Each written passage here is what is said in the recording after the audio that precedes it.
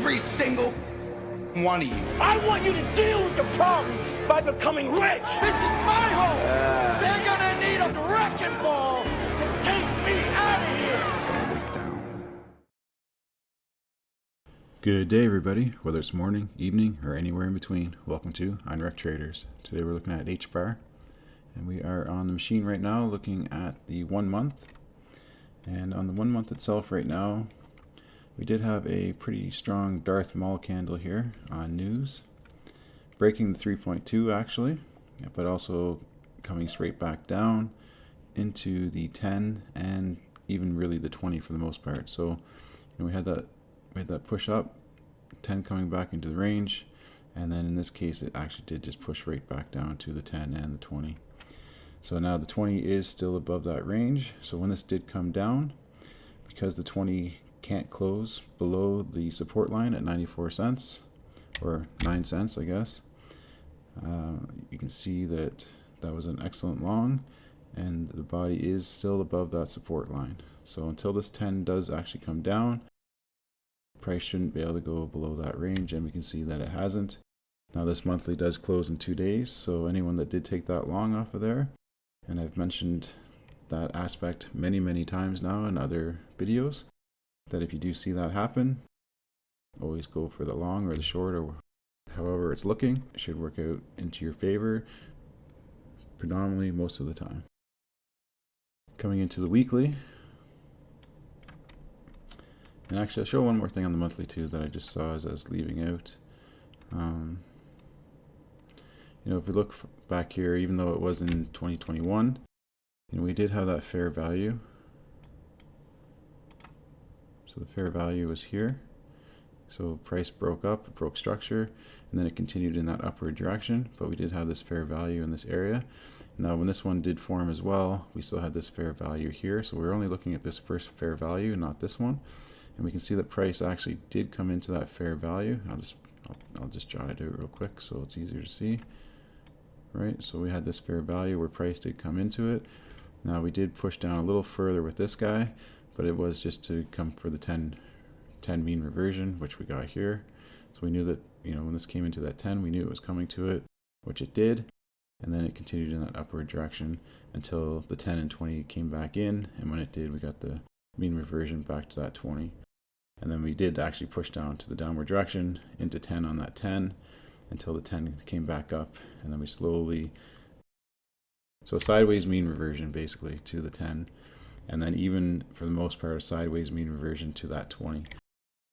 If we look, where did price come to when it did come down to this lower level? It actually did come into this last fair value gap here, filling it, and now we're starting to head to that upward direction.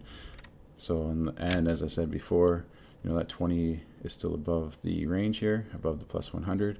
So price can only wick down, but it can't close body below that 95. All right, so coming into the weekly here. So on the weekly itself, we did have that big push up, and there is 18 hours left on this weekly candle until we have a new one. But again, as of right now, the 100 is in trend to that upward direction along with the 50. We did have the mean reversion back to that 10. We see the 10 came down and started to come back up. So we did have that mean reversion back to the 10, and of course we had that pop. Now when that pop did go up, we can see that the 20 is still well below the range. So price had to close below resistance at the 11.5, and that is what it's done so far. And we're actually below that 10 again. So again, once we popped above that 3.2, anything above that was a decent short and high probability that it would come back down. Now the 20 is a little riskier than like the 50, but this is on the weekly, so that is a pretty strong resistive level. 3-day itself. 3-day itself, we had the 10 and 20 well below the minus 100. 10 came in, pushed up with the 20, and as it did, we got that mean reversion, and then we had continuation in trend to that upward direction until the 10 and 20 pretty much automatically basically came right back down in. And now we've had that return back to the 20 and that 10.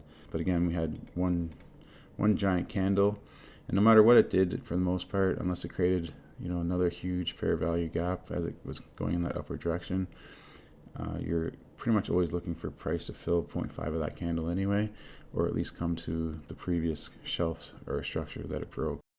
And that's pretty much where we come to at this present moment. On the daily,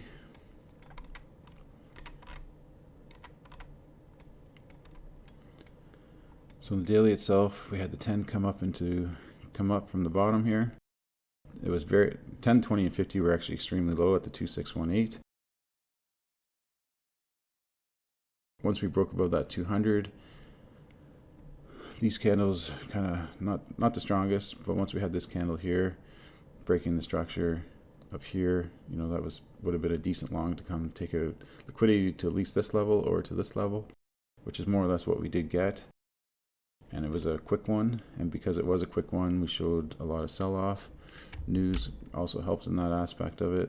And then, you know, even with this one candle, you'd always be expecting to come back that 0.5, which it has done, and then some. And then with the 10, basically with the 10 here and the 20 moving up and the 50, you know, we knew price was coming to the 10 and the 20, which it did, right to the 50, and then, you know, that huge pump up until the 10, 20, and whatnot all came back in, and now our, you know, technically our target on the daily is still at that 8 cents, 842. Now will it get to the 842? It could, and you know, we're more or less looking at this 20 and 100 as of right now. On the 4 hour,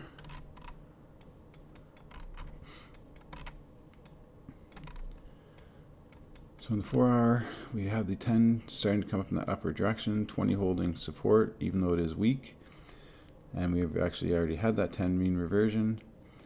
The 20 isn't really a true possible target right now, I don't believe. Oh yeah, it is. Yeah, it is. So it is acting as a weak support off of that 50.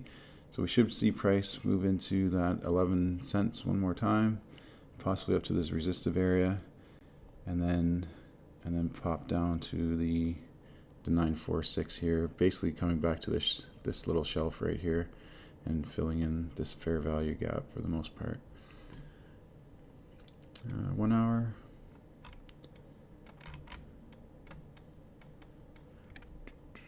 So 1 hour is pretty even kilter, to be honest. We haven't quite hit that 200 yet, so more than kind of what I'm seeing is either it's going to come down to that 200 and then continue upwards, or the 200 is just going to kind of come up. This is on a 1 hour, so there's a high probability that we get a sideways mean reversion on the 200 here, where the 200 just kind of continues to climb up to price, and then from there it'll decide where it wants to go based upon where the 10 and 20 are sitting. Right now everything's pretty well neutral, and there are no real true targets for the most part. Yeah, I could see a squeeze between the 50 and the 200, and price just kind of moving in until it hits one or the other. This 1 hour is actually pretty hard to read right now, to be honest. So, and I'll go into the Nexus here. Higher time frames, we'll take a quick peek. And I'll go a little higher time frame so we can see it easier.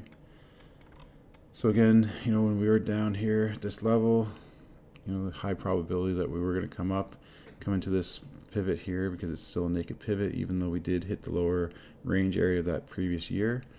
So that was, you know, that was a pretty strong target, which we did hit here. Now when we opened up above the yearly, we expect price to come up to the previous year high or to the yearly R1 before coming to the pivot, which is exactly what we got. Now in this case here, they did come down to that lower range. It held, and then from there we pushed up. And then once you get above that previous year high, you look at the yearly R1 to the yearly R2, which is what we got. So more or less you would have taken your profits here until we came right back down into this guy. And this, you know, this would have been showing quite a bit of weakness. We did come down just to that previous 3-month low. So there's quite a bit of liquidity sitting at this level, to be honest with you. So again, I would say there's a high probability that they do take that out at some point, just because there's equal level lows. And as of right now, you know, we did break above that previous month high coming to the R2, and then from there basically collapsing right back down into that quarterly. Monthly, we'll come to a smaller time frame so we can see it easier. I'll turn off the daily for now. So in the monthly itself, you know, we are looking for continuation to that upward direction until the lower level breaks. Now in this case here, the lower level never really did truly break. We opened below the monthly, we pushed right down to the previous month low and the R1.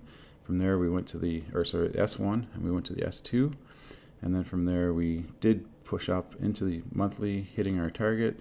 So again, you know, really nice long from that S2 up into the lower range, which is 60% for this month, which we got. And then from there it also continued all the way up pretty much to the R3 for the most part, giving us this bullish sentiment. And now that we've broken back down below the monthly, you know, we are technically looking for coming back to that previous month low, but like I said, it doesn't have to come into there at all. Let's take a look at the weekly here, because the weekly looks like it's the pivot itself is naked, but they did kind of come down close enough to the top of the range that I would consider it to be predominantly hit. But it's the same thing on the weekly, where on the weekly itself we are actually looking for a continuation to that downward direction. It's kind of a neutral bearish, just because this pivot is lower than the previous one, but this pivot's kind of within the range of the previous weekly. So neutral bearish, looking for a continuation of that downward direction. But again, we still have to get below that weekly range at 836 to be bearish. And we did shoot up. Now we are bearish on the monthly again, looking to come to at least the previous month low. And if we do get there, then there is that high probability we come into this weekly. Now, will it happen today?